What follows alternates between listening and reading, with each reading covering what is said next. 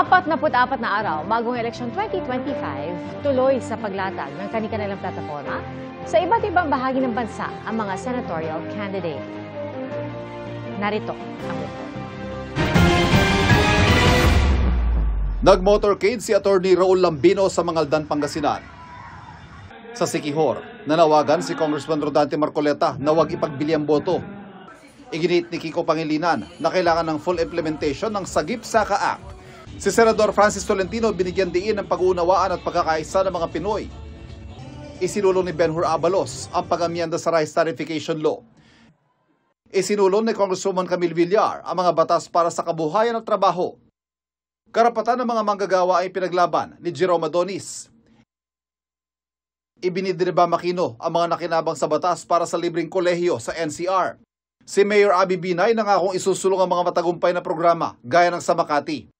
Binigyan diin ni Representative Arlene Brosas ang disente at abot kayang pabahay. Patuloy naming sinusundan ang kampanya ng mga tumatakbo senador sa eleksyon 2025.